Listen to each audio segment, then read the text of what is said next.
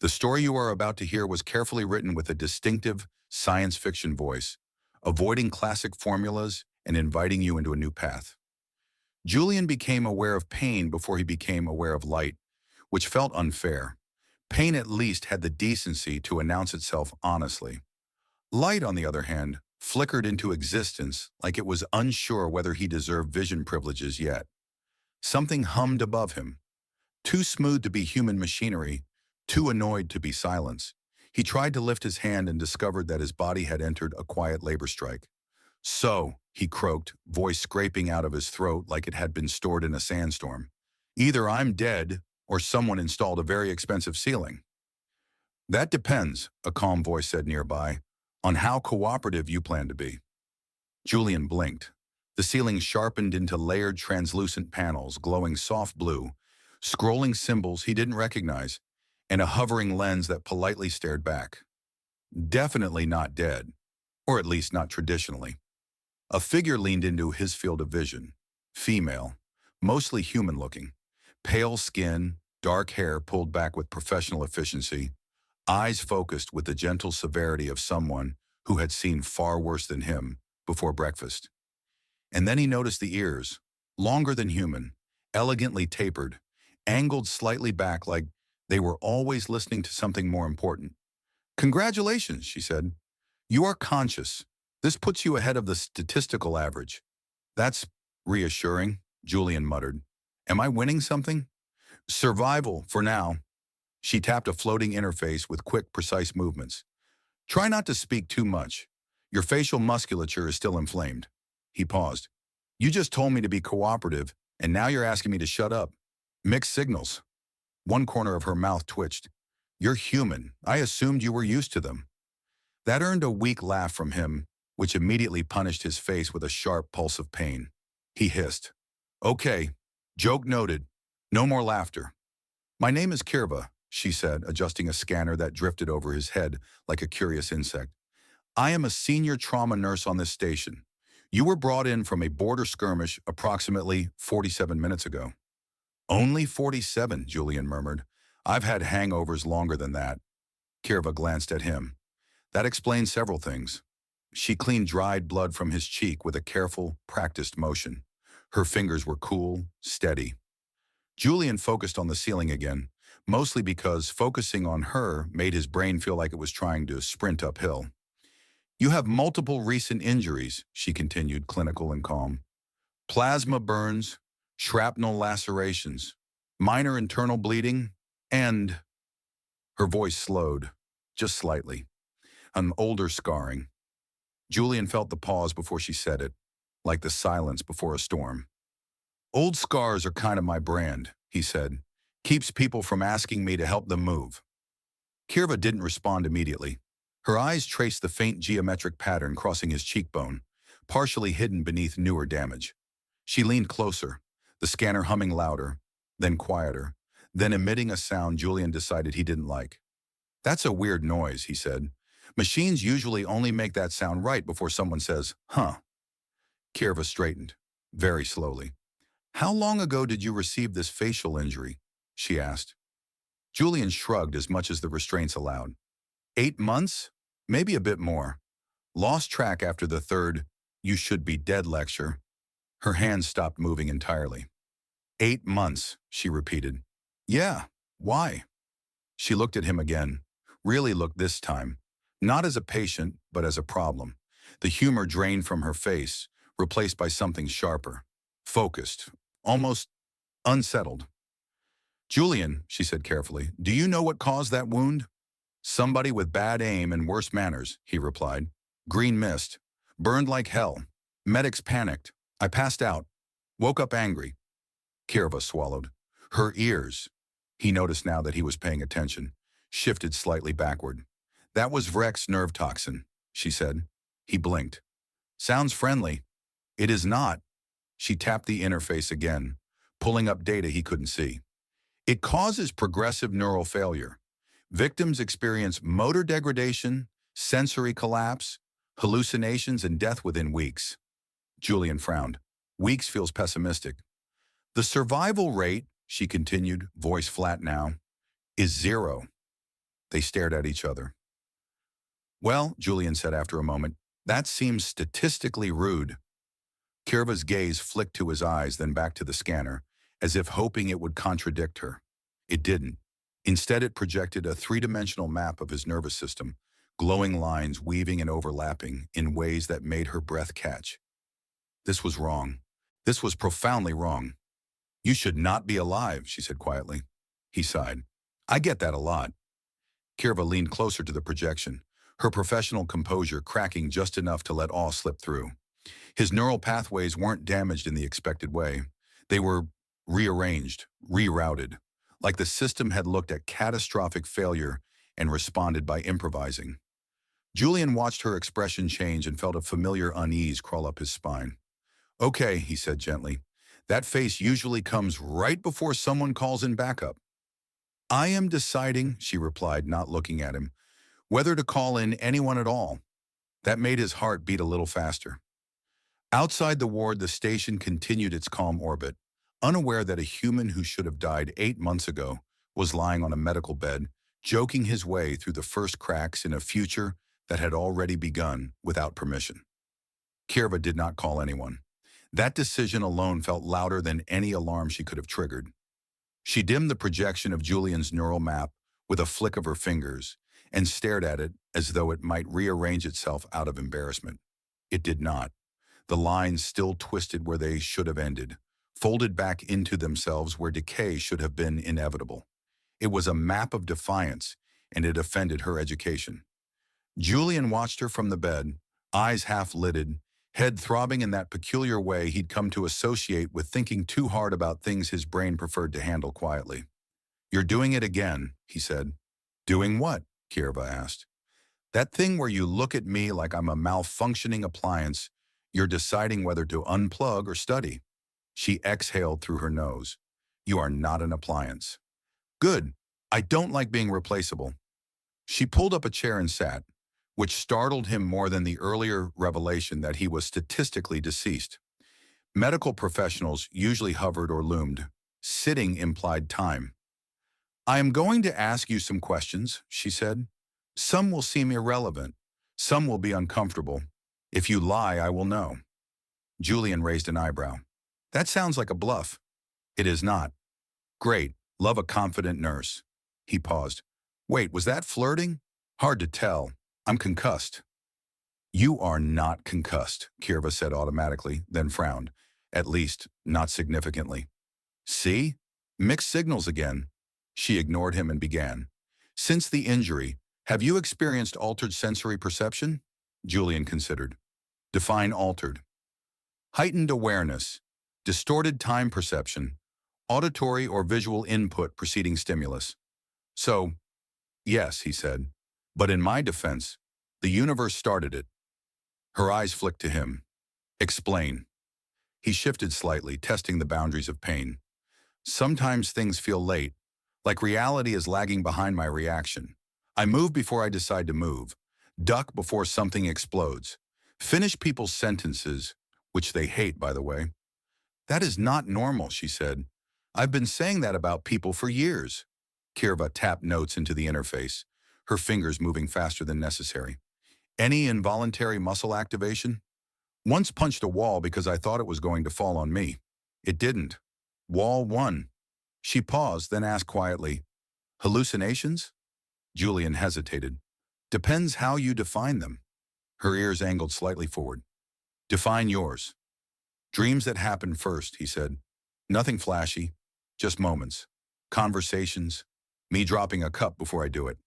That is precognition, Kierva said flatly. Julian winced.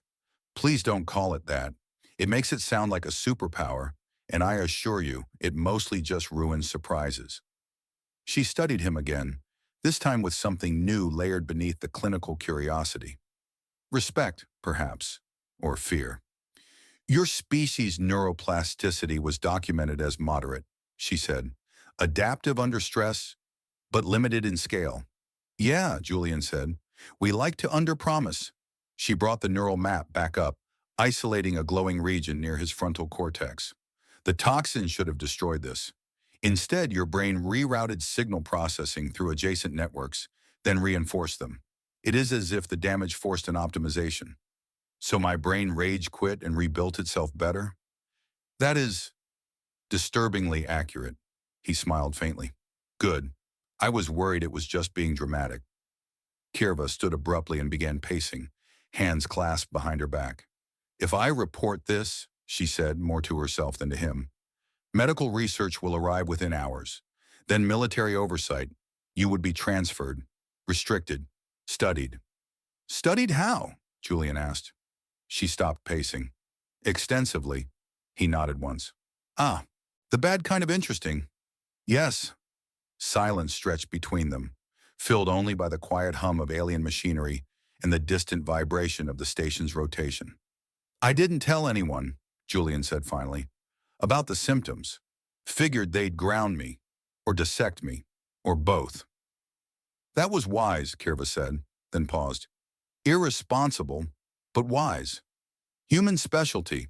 She faced him again. Your nervous system is stable now, but I do not know for how long.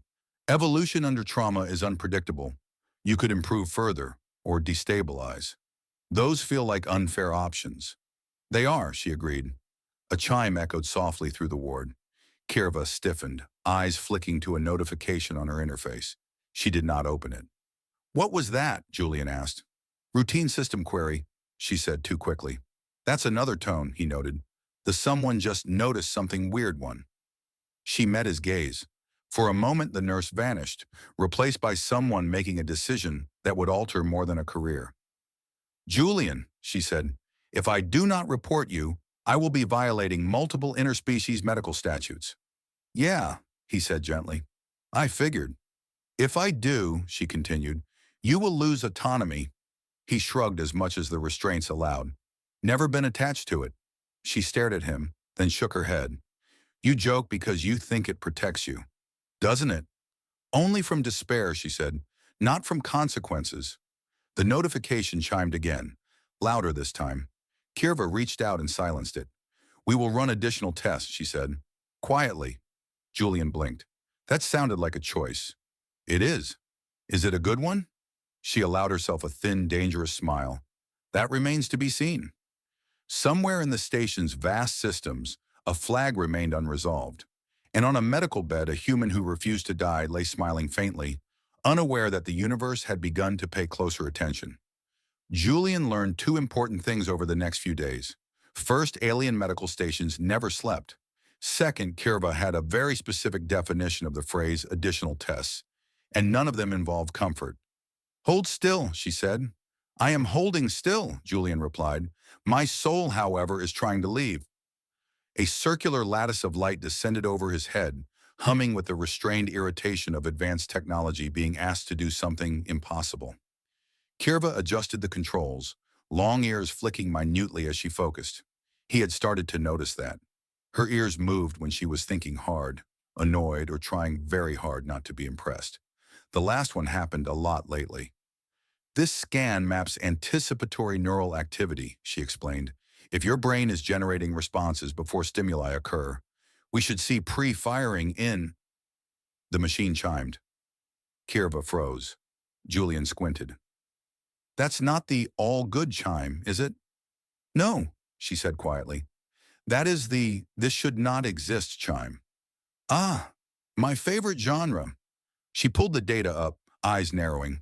Lines of light flared across the display, branching in impossible symmetry. The activity spike appeared before the simulated stimulus was even introduced. He reacted before the test began, Kierva murmured. Julian grinned weakly. To be fair, the machine looked threatening. She shot him a look. This is not humorously threatening. This is biologically heretical. Put that on a t-shirt. She didn't smile, but her ears twitched again. Your brain is not predicting outcomes, she said. It is sampling probability. Great, Julian said. So now I'm indecisive in multiple timelines. They ran more tests, reaction trials, cognitive mazes that shifted geometry mid-thought, simulated combat scenarios that Julian completed faster than the system could log his decisions. Each time his head throbbed afterward. Not pain exactly, but pressure. like his thoughts were crowding each other. Between tests, Kierva insisted he rest. Julian insisted resting was boring. "Do you have entertainment?" he asked, staring at the ceiling. "Yes." "Something human?" "No." "Something funny?" She considered. "Define funny." He sighed. "Never mind." During one break, he noticed her watching him. Not the data, not the screens, but him. It made him uncomfortable in a way gunfire never had. "You're thinking too loudly," he said. "I am not." "You are. Your ears are doing the thing." She glanced away. "My species does not do the thing." "Sure you do. It's endearing." "That is not a medical term." "No, but it's accurate." She returned her attention to the interface. "Your adaptation is accelerating," she said. "That concerns me." "Everything about me concerns you." "Yes," she agreed, "but this is new concern." He shifted, rubbing his temples. "I feel sharper, but also tired, like my brain is running extra programs it didn't ask for." "That is consistent with uncontrolled neural expansion." "Uncontrolled sounds bad."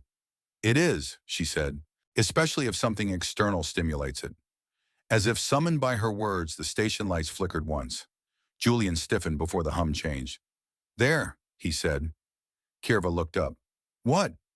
"Power fluctuation. Minor. 2 seconds." The light stabilized. A moment later, a notification flashed across Kierva's interface. Her expression tightened. "You're welcome," Julian added. She stared at him. "You sensed that before the system flagged it." "Yeah," he said. "It felt loud." That night, or whatever passed for night, on a station that orbited a binary star, Julian dreamed while awake. He saw himself standing in the ward, Kierva beside him, arguing quietly. He couldn't hear the words, but he knew the shape of the conversation. Fear, choice, consequence. Then the moment snapped. Kierva was actually standing beside him, arms folded. "You were smiling," she said. "Bad dream," he replied. "Humans smile during bad dreams?" "Sometimes it confuses predators." She studied him for a long moment. "Julian, I need you to listen carefully. That tone means rules." "Yes," she lowered her voice. "There are irregular queries moving through the station network. Not overt, not yet, but they are looking for anomalies." He exhaled slowly. "Military?" "Eventually," she said. "Research first. Ownership second." He nodded. "Figures." "I am buying us time," she continued. "But time is not infinite." "When is it ever?" Silence settled between them, heavier than before. "You could turn me in," Julian said quietly. "Sleep better." "I do not sleep better when I abandon patients." "Even the dangerous ones?" She met his gaze. "Especially those." Something in his chest tightened. He covered it with humor out of habit. "Careful, nurse. You're starting to sound like you care." She didn't look away this time. "I do." The word landed heavier than any diagnosis. Somewhere deep in Julian's mind, pathways shifted again, not from damage or toxin, but from the simple, terrifying realization that surviving the impossible was only the beginning, and that being seen might be the most dangerous adaptation of all. By the 4th day, the station felt smaller. Julian noticed it first in the pauses, those brief, almost polite hesitations in the background hum, like the station itself was thinking before breathing. He also noticed it in Kierva's movements. She still walked with professional calm, still spoke in measured tones, but she checked corridors before turning corners now. She lingered half a second longer at security panels. Her ears stayed angled back more often than not. He decided not to mention it at first. Humans were very good at pretending not to notice danger, and Julian was an award-winning example. The test continued, though Kierva spaced them farther apart. Some were almost playful, whether intentionally or not. "Catch," she said, flicking a small metallic sphere toward him without warning. Julian's hand moved before the word finished leaving her mouth. The sphere landed neatly in his palm. He stared at it, then at his hand. "Okay," he said. "That one felt unfair." Kierva looked at the data, then at him. "Your reaction preceded my release by 12 milliseconds. Is that good?" "No." "Is it bad?" "Yes." "Is it survivable?" She hesitated. Unknown. He tossed the sphere back to her. Comforting. Later, she ran a spatial awareness test that projected moving geometric hazards around the room. Julian navigated them effortlessly, occasionally stepping aside before a shape even appeared. He did not enjoy the way his head pulsed afterward, as if something behind his eyes was stretching and settling into new space. Between tests, he started noticing things he couldn't ignore anymore. Conversations in adjacent rooms before voices carried, micro vibrations in the deck plates that told him when a transport docked. Once, while jokingly guessing which corridor a supply drone would come from, he turned and pointed, just as it rounded the corner. "That's new," he said. Kierva did not respond. She was staring at her interface with the intensity of someone watching a countdown only she could see. That evening, she sealed the ward manually. Julian noticed because the air pressure changed. "Either we're under quarantine," he said, "or you've decided to murder me quietly." "Neither," Kierva replied. "Sit." "That's never a good sign." He sat anyway. She projected a partial station map between them, highlighting streams of data traffic. Several threads glowed faintly, converging like curious fingers. "These queries are no longer passive," she said. "Someone is refining the search parameters." "Someone specific?" "Yes," he sighed. "Let me guess. People with uniforms." "Eventually. For now, specialists." "Worse." Kierva folded her arms. "Julian, I need to ask you something, and I need a truthful answer." He raised his hand slightly. "I'm terrible at lying. My face does things. Have you noticed any emotional changes?" He blinked. "That's vague. Increased aggression, detachment, compulsive risk-taking." "Well, I joined the military, so baseline's already skewed." She did not smile. "Okay," he said more seriously. "Maybe. I feel less afraid. Not brave, just less afraid. Like fear still shows up, but it doesn't get a vote." Kierva's jaw tightened. "That is concerning." "Everything about me is concerning. You said so." She nodded once. "Your neural adaptation is prioritizing survival efficiency? Emotional modulation may be a side effect." "Are you saying my brain is min-maxing me?" "Yes." He let out a short laugh. "Figures." The station lights flickered again. This time, Julian's breath caught before it happened. "Kierva," he said. "I know," she replied. An alert chimed, not from the ward, but from her personal interface. She opened it.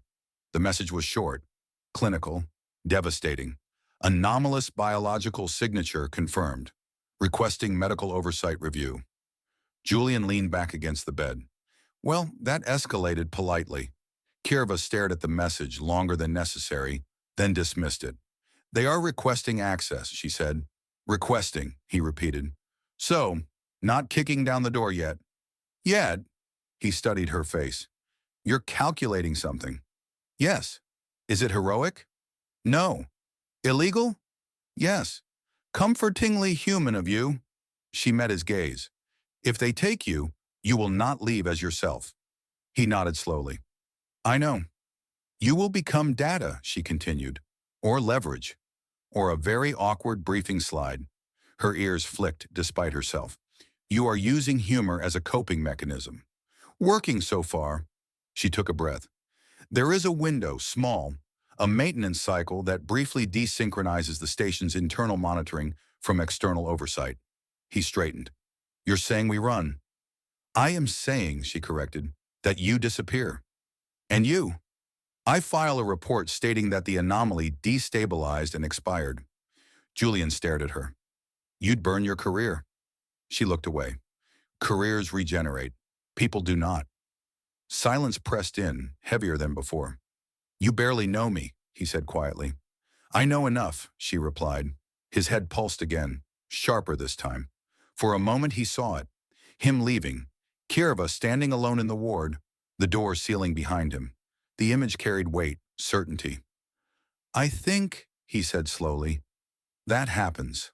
She looked at him sharply. "What?" "I think I leave," he repeated. "Soon." Her eyes widened just a fraction. "That ability," she said softly, "it's progressing." "Yeah," he agreed, "and I don't like what it costs." The station hummed around them, indifferent, ancient, already adjusting to the idea of losing a human it had only just learned to notice. They did not run immediately. Kierva insisted that panic wasted energy, and Julian, having survived both combat and terrible cafeteria food, trusted her judgment. Instead, they prepared. Preparation, Julian learned, involved an alarming number of cables, a medical drone that looked judgmental, and Kierva muttering to herself in a language that sounded like it had too many consonants to be healthy. She rerouted scanners, ghosted access logs, and convinced the station's monitoring system that Ward C had developed a persistent but terminal case of nothing interesting. Julian lay on the bed watching her work, hands folded behind his head. "You're very calm for someone committing interspecies medical fraud." "I am not calm," she replied. "I am focused." "Right. Calm adjacent." She shot him a look. "If you distract me, I will sedate you." "That's fair." Between bursts of activity, she ran smaller tests. Less invasive, more observational. Reflex tracking, cognitive drift, emotional response monitoring. Julian joked through most of it, but she noticed the moments when his smile arrived, half a second too early, as if he'd rehearsed it. "You're anticipating your own reactions now," she said. "That sounds exhausting." "It is." He rubbed his temples. "Feels like my thoughts are getting crowded, like there's a committee in my head and they don't agree on anything. That is your brain evaluating multiple outcome probabilities simultaneously." "So, yes, a committee." She paused, then nodded. "Yes." At one point, she handed him a nutrient pack and watched closely as he opened it. "You're staring," he said. "I want to see if you flinch." He raised an eyebrow. "From food?" "Yes." He opened the pack. Nothing happened. Disappointing," he said. Later, while she adjusted a portable scanner, Julian spoke without looking at her. "You know you don't actually have to do this." Her hands didn't stop moving. "I am aware. I'm not your responsibility. You are my patient. For now." She exhaled slowly. "Julian, my species has rules for a reason. We follow protocols because deviation tends to end badly." "And yet," he said, "here we are." "And yet," she echoed. That night, the station entered its maintenance cycle. Lights dimmed slightly. Systems shifted into internal alignment. For most beings, it was unremarkable.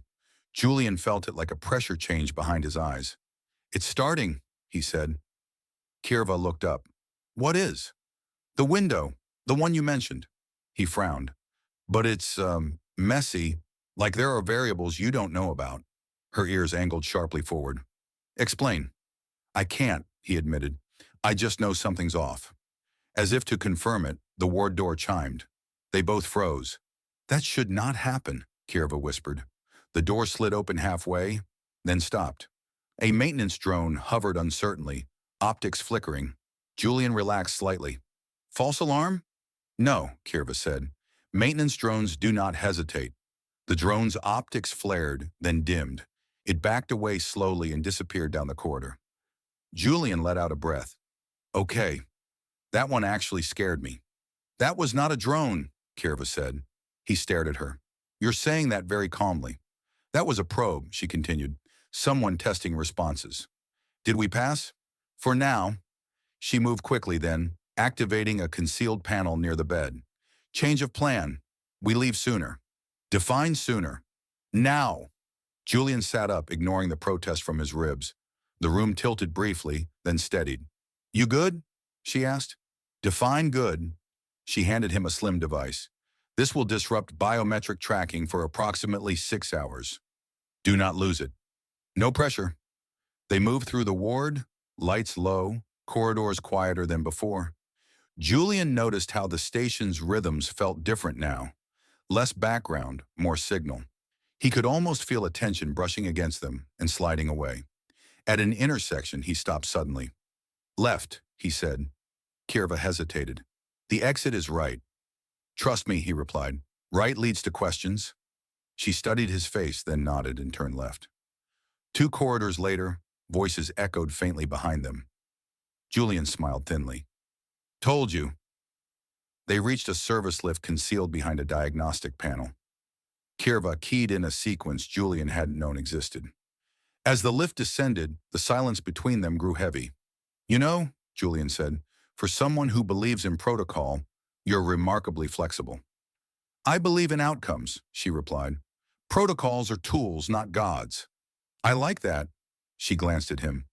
You are dangerously likable for a statistical impossibility. Always been my charm. The lift opened onto a maintenance bay filled with shadow and humming machinery. Somewhere beyond it lay a ship that didn't ask questions. Kierva stopped at the threshold. If you go, she said quietly, there is no guarantee this will end well. Julian nodded. There never is. She looked at him, really looked, ears angled back in that way he'd come to recognize as something close to vulnerability. You survived something no one else did, she said. That does not make you a weapon. Do not let them convince you otherwise. He smiled softer this time. Careful, you're starting to sound inspirational. I am serious. I know, he said. That's what makes it matter. The alarms hadn't sounded yet. The station hadn't fully realized what it was about to lose. But it would. The maintenance base smelled like overheated metal and old ozone, which Julian decided was the universe's way of saying, you probably shouldn't be here. The ship waited at the far end, half hidden behind stacked cargo modules, small and unimpressive in the way that suggested it survived by being ignored. That's it? Julian asked. I risk becoming a galactic lab rat and I escape in a box with engines? It is reliable, Kierva said, and unregistered. Romantic. They moved quickly, boots soft against the deck.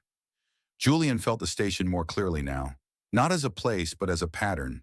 Power flows, security sweeps, attention drifting like a searchlight that hadn't quite found its target yet. Each step felt slightly ahead of itself, as if his body was following instructions his mind received a moment too early. Halfway to the ship, his vision doubled. He stopped abruptly and grabbed a railing. Julian, Kierva said instantly at his side. I'm fine, he said automatically. She didn't accept that. She never did. You are lying. Okay, he amended. I am temporarily overlapping. Overlapping with what? Possibilities, he said. I think. She guided him down onto a crate, scanner already in her hand. You are pushing your neural adaptation too hard. I didn't exactly warm up, he muttered. The scanner chimed angrily. That tone again, he said. I really hate that tone. Kierva stared at the readout. Your brain is not just sampling outcomes anymore. It is attempting to reconcile them.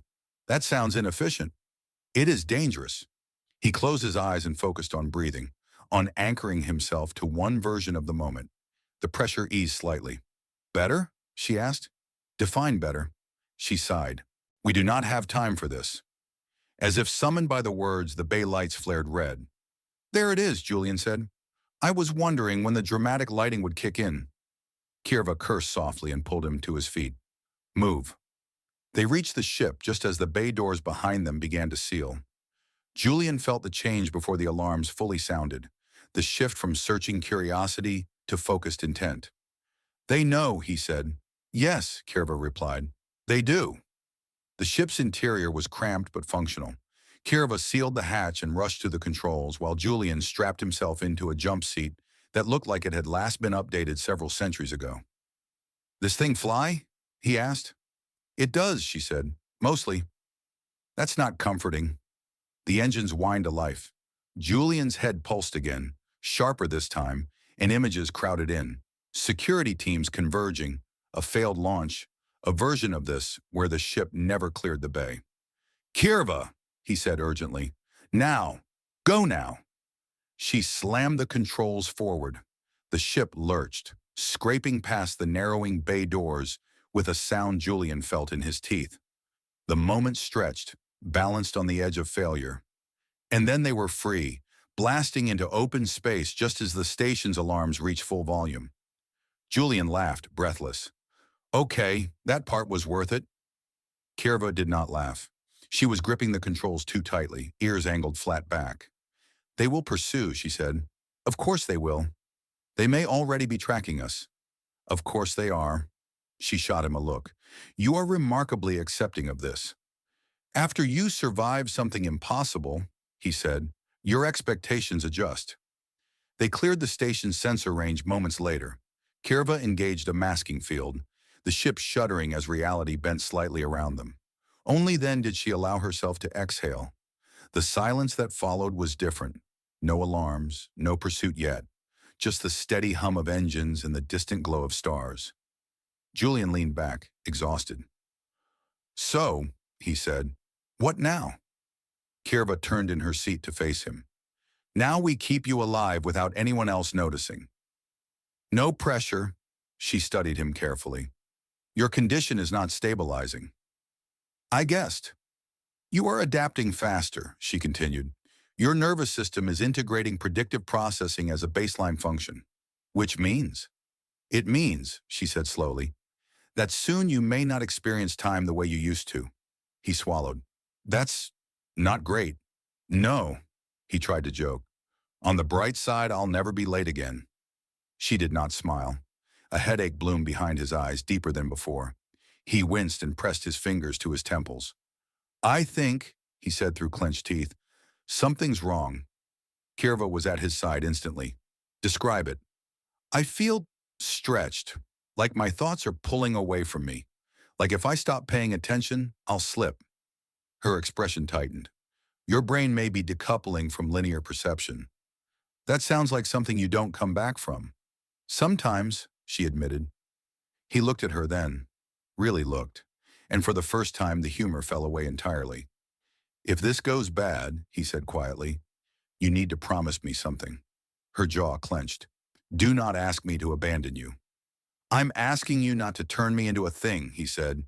"Even if I stop making sense. Even if I become useful."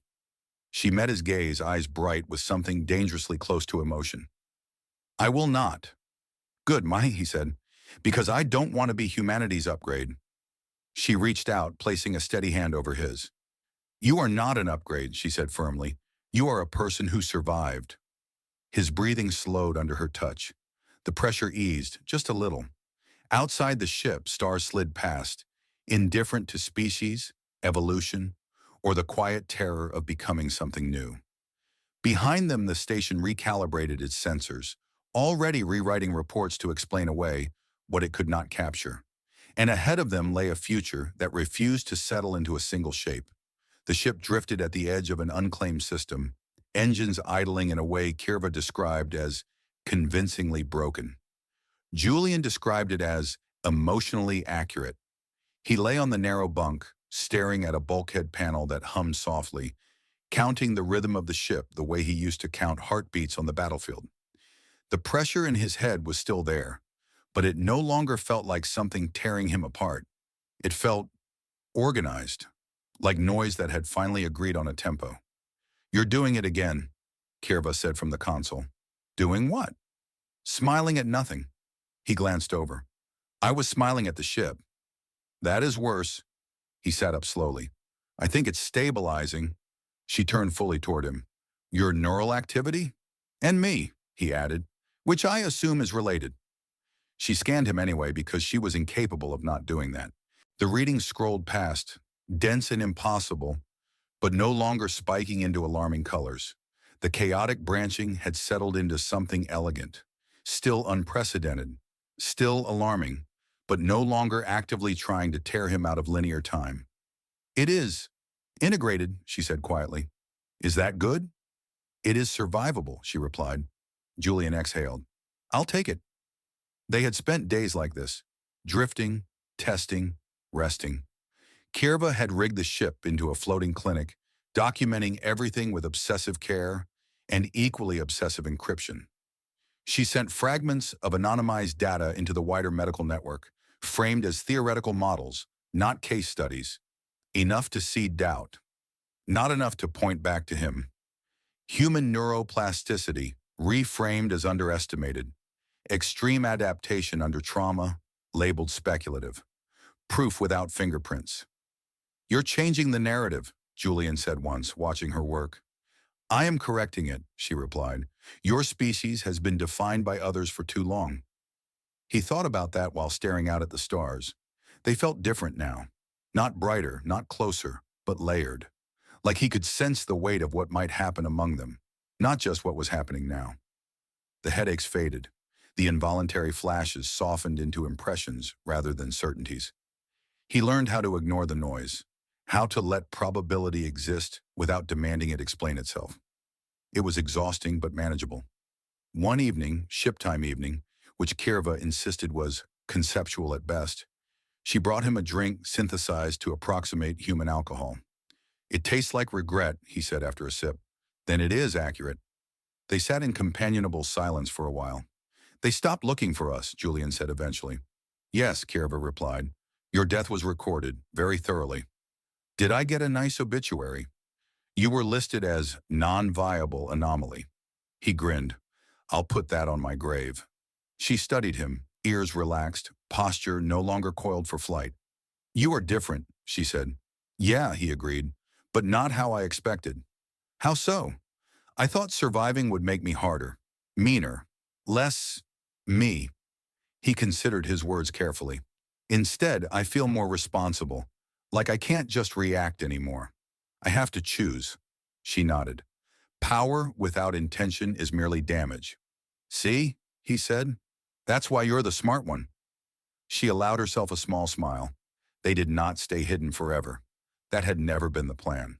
When Julian's conditions stabilized fully, when scans showed no further expansion, only refinement, Kierva initiated contact with an independent medical coalition, one that valued ethics over ownership, one that listened.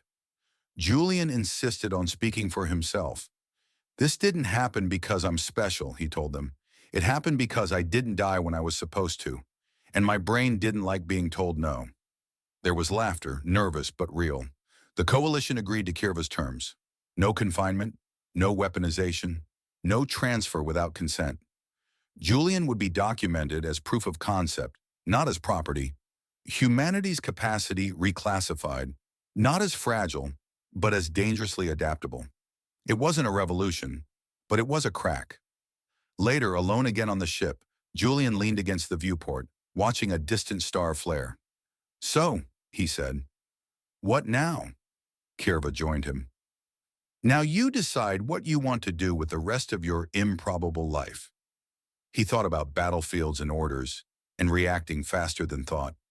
He thought about the quiet weight of seeing possibilities and choosing one anyway. "I think," he said slowly, "I want to help people survive things they're not supposed to." She tilted her head. "That is a broad goal."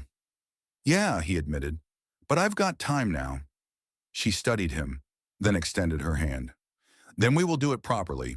He took it, steady and real. Outside, the ship adjusted its course, slipping back into the currents of inhabited space.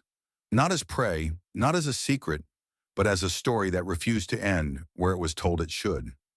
Julian was no longer an emergency patient. He was no longer a walking impossibility. He was proof that survival was not the end of evolution, but sometimes its beginning.